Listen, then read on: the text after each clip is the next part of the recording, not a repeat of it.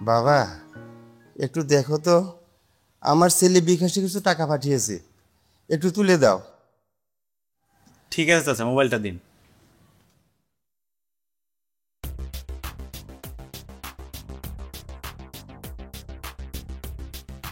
কই চাচা, মোবাইলে তো কোনো টাকা আসেনি।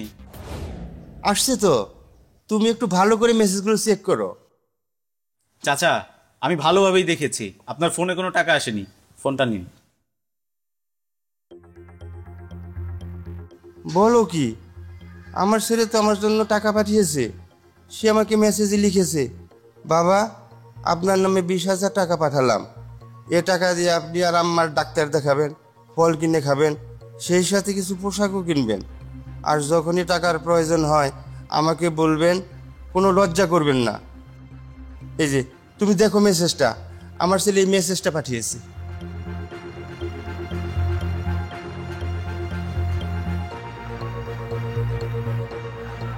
চাচা, ভালো করেই দেখছি, মেসেজ আসছে কিন্তু আপনার ফোনে টাকা আসে নাই। সে কি, সে কি আমাকে মিথ্যে বলবে? টাকা না পাঠিয়ে মেসেজ দিবে? ও তো জানি আমি কতটা অসুস্থ। ওর মাও হাঁটাচলা করতে পারে না। দুজনের অবস্থা খুবই খারাপ। আমি তাকে অনুরোধ করেছিলাম আমাদের জন্য টাকা পাঠাতে। টাকা না পাঠালে আমাদের চিকিৎসা হবে না, ওষুধপত্র হবে না। তাই তো এরকম শরীর নিয়েও কোনো রকমের দোকানে এসেছি। সবই ঠিক আছে চাচা, আপনার বিকাশে টাকা না ঢুকলে আমি কি করতে পারি বলুন তো? তা ঠিকই বলেছ, কিন্তু ছেলে আমাকে টাকা না পাঠিয়ে মেসেজ দিল কেন? তাহলে সে কি আমাকে মিথ্যে বলল? না না, তা হবে কেন?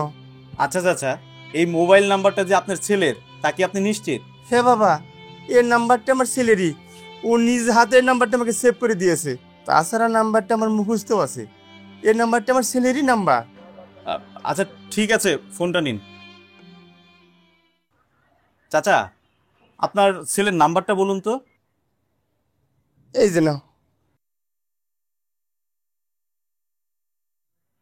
নিন। চাচা, আপনার ছেলের নামটা জানো কি? কাউসার।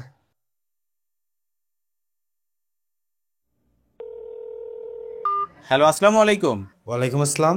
আপনি কি কাউসার বলছেন? জি, কে আপনি? ভাই, আমি বিকাশের দোকান থেকে বলছিলাম। আসলে হয়েছে কি, আপনার বাবার বিকাশে নাকি আপনি টাকা পাঠিয়েছেন। মেসেজটা এসেছে কিন্তু টাকা আসেনি। দেখেন ভাই, আপনার বাবা এখানে অনেকক্ষণ যাবত অপেক্ষা করছে। আচ্ছা, আপনি কি তাকে কোনো টাকা পাঠিয়েছেন? আসলে ভাই, মেসেজটা অন্যজনকে দিতে গিয়ে ভুলে আমার বাবার কাছে চলে গেছে। আপনি তাকে চলে যেতে বলেন। হ্যালো। হ্যালো চাচা, আপনার ফোনে কোনো টাকা আসেনি, আর তাছাড়া আপনার ছেলেও কোনো টাকা পাঠায়নি। তাহলে মেসেজটি পাঠালো যে? আসলে কি চাচা, বিয়ের পর ছেলেদের একাধিক বাবা থাকে। অনেক সময় বেশি আদরে নিজের বাবা পর হয়ে যায়, পরের বাবা আপন হয়ে যায়। চাচা, আপনার ক্ষেত্রেও বোধহয় তাই হয়েছে। কিছু বুঝলাম না বাবা। চাচা, অনেক সময় অনেক কিছু বুঝতে হয় না, এতে করে আরো কষ্ট বাড়ে। হ্যাঁ বাবা, ঠিকই বলছো। বয়স্ক বাবাদের অনেক কিছু বুঝতে নেই, তবে আমার আর বুঝতেও বাকি নেই। আমার ছেলে এখন আর আমার নাই, আমার কাছ থেকে অনেক দূরে চলে গেছে।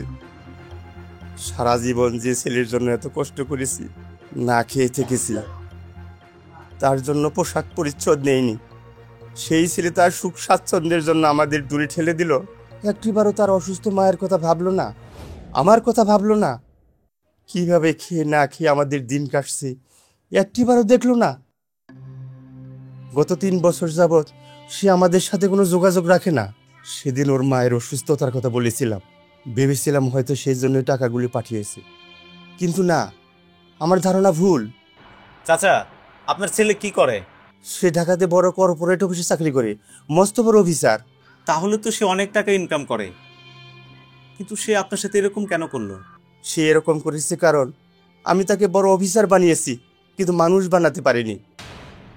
তাই তো সে আমার প্রতি সন্তানের দায়িত্ব পালন করেনি। বাবা, আমি চলে যাচ্ছি, আমার এখানে থাকতে কষ্ট হচ্ছে।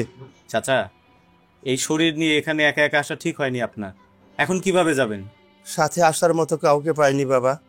তাই কষ্ট করে একাই এসেছি। ভেবেছিলাম টাকা তুলে ডাক্তার দেখিয়ে বাড়ি ফিরবো। বাড়িতে গিয়ে তার মাকে আমি কি বলবো, কিছুই ভেবে পাচ্ছি না। ভেবেছিলাম তার জন্য ওষুধ নিয়ে যাব, ফল নিয়ে যাব, তার হলো না। সেও যখন এসব জানবে খুব কষ্ট পাবে। আমি এখন যাই বাবা।